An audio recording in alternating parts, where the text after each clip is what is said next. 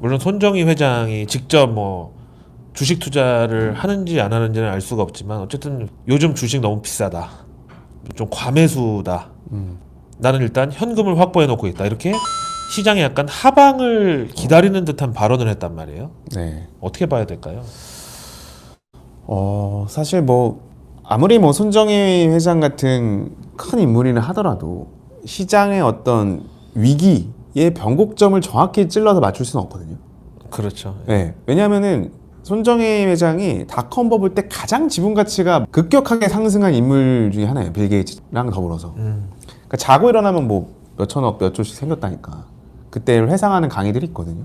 이게 어떤 뭐 경험상 또는 지금 어떤 코로나 국면상 뭔가 경계하거나 좀 조심하는 발언들은 뭐 충분히 할 수 있다라고 생각은 하고, 하지만 그게 어떤 뭐 반드시 우리 투자자들이 뭐 이제 그랬으니까 돈을 빼야 돼, 좀 보수적으로 해야 돼, 그런 변곡점을 논하기에는 좀 어려운 문제인 것 같아요. 본인이 지금 매력적인 가격대까지 내려오기를 기다리는 종목은 분명히 있다.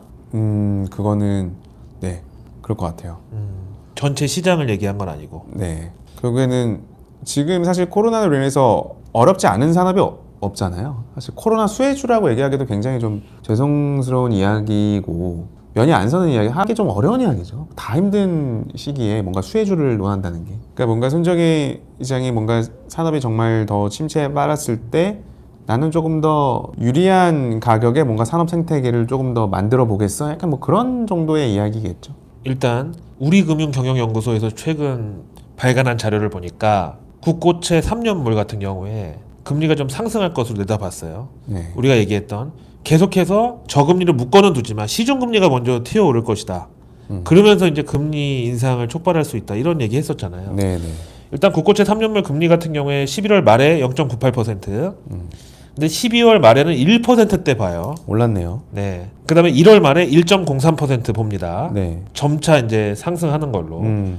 일단 한국은행이 내년 1월 금통일 15일이죠. 이때 금리를 현행 0.5% 동결할 것으로 거의 확실시했고요. 네. 아무래도 지금 금리가 추가로 인하하기에는 그 실효 하한이라는 선이 있어요. 이 이상은 내려봤자 오히려 효과가 없다. 실효 하한에 거의 지금 근접한 금리라는 거예요. 지금 현행 0.5%가. 네. 거기다가 이제 2021년도 내년도 경기 회복 기대감을 본다 그러면 금리를 추가 인하할 가능성은 당연히 이제 많이 떨어져 있다. 그럼에도 불구하고 2021년 뭐 예산안이 진짜 슈퍼 558조 원이잖아요. 네. 이 편성 때문에 일단 금리의 상승 압력은 조금씩 올라가긴 한다. 그러니까 이게 내년에 우리가 조심해야 되는 것 같아요. 저도 이게 첫 번째 일단 체크 포인트라고 봐요. 그러니까 연준이나 하는 중앙은행에서 금리 안 올리겠대요. 그거랑 우리 생활이랑 상관이 없어요. 금리 안 올려도, 그러니까 내려도 내린 만큼 유동성이 공급 은행에서 안 빌려주면 자산을 취득하기 어려운 거고, 근데 우리가 충분히 아직 자생력이 생기지 않고 우리 살림살이가 나아지지 않았는데 금리가 올라버리면, 시장 금리가 올라버리면 지금 국고채처럼 회사채 금리가 올라가고 뭔가 시중 금리가 올라가게 되면 굉장히 실물 경기에 타격을 줄 수 있는 거. 그런 면에서 국고채 3년물 금리 같은 경우에는 상당히 중요한 바로미터니까 항상 좀 지켜볼 필요가 있는데, 어쨌든 12월 말, 1월 말 점차 0.02%포인트에서 0.03%포인트까지 상승할 것으로 봤습니다. 네. 두 번째는 환율. 11월 말에 1,106원으로 끝났고요.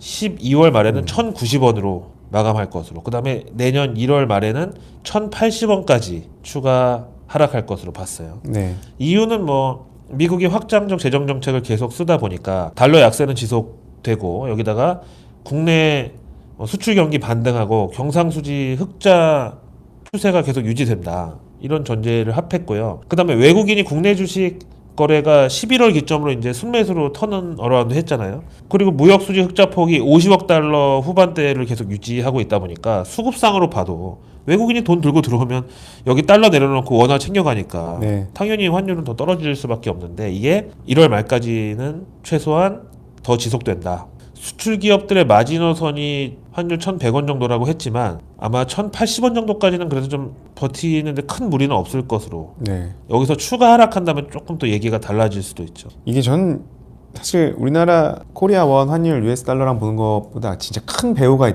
있다 이 움직임에. 네.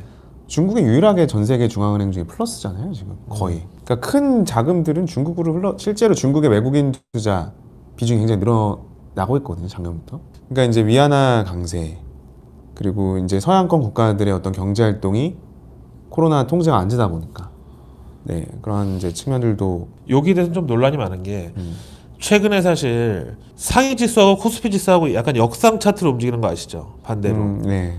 세계 3대 주요 지수 있잖아요. 뭐 MSCI, 뭐 FTSE 뭐 이런 거 중에 일단 중국 대기업들이 다 제외될 전망이라고 해요. 네. 그럼 패시브 자금에서 그거를 한국 걸로 대체하는 자금들이 한국으로 들어올 수도 있잖아요. 네.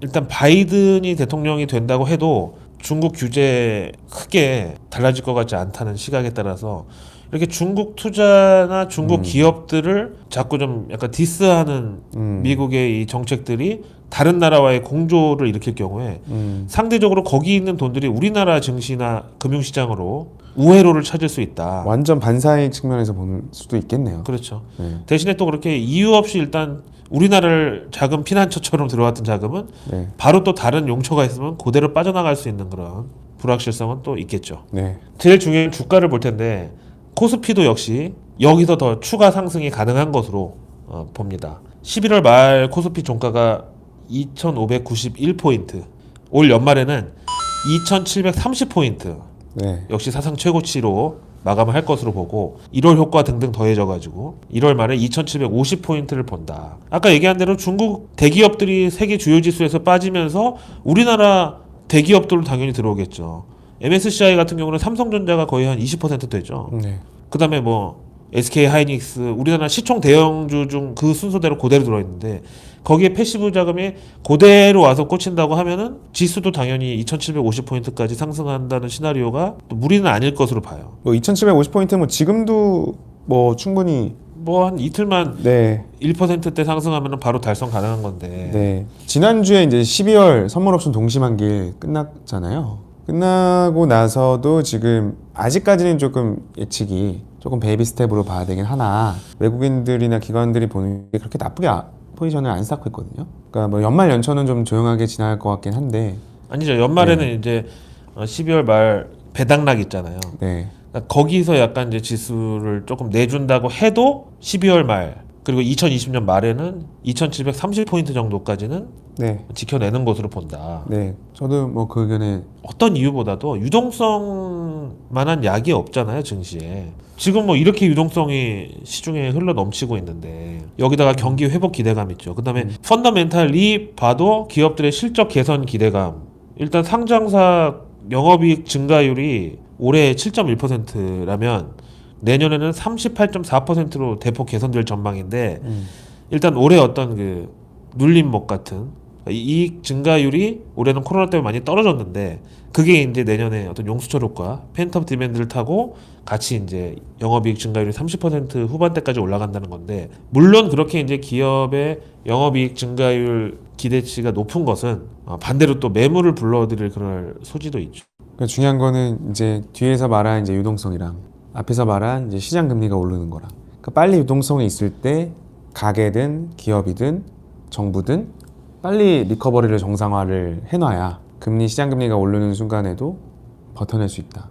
그러니까 좀 그 왜 금리 인상이랑 주가는 길게 봤을 때 정비례로 가잖아요. 그러니까 뭔가 이제 끝에 어떤 변곡점을 빼고 나서 건강한 경기 회복으로 가는 그 선로를 좀 잘 올라탔으면 하는 바람입니다. 보통 이제 증시에서 강세장을 뭐 파티에 비유하잖아요. 네. 그래서 파티는 아직 끝나지 않았다. 혹은 뭐 파티가 뭐 음악이 멈추기 전에 미리 나가야 된다. 뭐 이런 얘기 하잖아요. 근데 지금 이제 증시 뭐 차트하고 주가만 봤을 때는 뭐 파티 같지만 지금 파티가 아니라 어떤 이제 코로나로 인해서 약해진 체력을 보강하는 못 만드는 시기다. 네. 지금이 파티인 줄 알고 즐기다가는 나중에 엄청난 숙취에 우리가 시달릴 수도 있다. 네. 그런 생각해야 된다고 봅니다. 네. 그렇다고 지금 이 시기에서 또 혼자 그냥 싸매고 누워있으라는 게 아니라 활발하게 지금도 이제 어떤 체력 보강하고 뭐 이런 과정은 필요하지만 파티인 것처럼 취하지는 말자. 이런 네. 얘기 드리고 싶어요. 네. 이런 과정에서 아까 말한 에어비앤비나 도어대시 이런 것들이 증시에 막 상장했다고 너무 또 열광할 필요 없고 여기서 배울 점은 초기 단계 손정희 비전 펀드의 어떤 인사이트도 우리도 가질 수 있으니 그냥 우리나라가 아까 말씀하셨다시피 스타트업에 아주 잘 할 수 있는 나라 환경이고 민족성이라고 한다면 조금 더 일찍 기업들이나 판을 알아보는 투자를 했으면 좋겠다. 결론을 낼 수 있을 것 그렇죠. 같습니다. 네. 우리 채널도 많이 보시고 시그니처 채널도 열심히 보시고 저희도 계속 공부하고 고민합니다만 우리도 손정희 회장처럼 부자가 되기는 당장 힘들어도 약간 그런 정도의 비전을 갖추고 그런 어떤 사고방식을 갖추는 건 훈련에 따라서 충분히 할 수 있다. 네. 저는 그렇게 생각합니다. 네, 오늘 하나금융 클럽원의 한동엽 PB 모시고 손정희 회장을 진짜 도마 위에 놓고 회를 치려다가 그거 너무 잔인한 것 같아가지고 네. 네, 살짝 이제 박진영 씨 그 투명 바지 알죠? 네. 그 정도 입혀놓은 걸로 우리가 이제 자세히 들여다봤습니다. 네. 썸네일 기대되네요. 아, 썸네일 이거 약간 소송당할 가능성이 있기 때문에 조심해야 되고요. 네. 어쨌든 손정희 회장의 약간 엑스레이 정도 우리가 살펴봤습니다. 네. 고맙습니다. 감사합니다. 고생했습니다. 수고하셨습니다.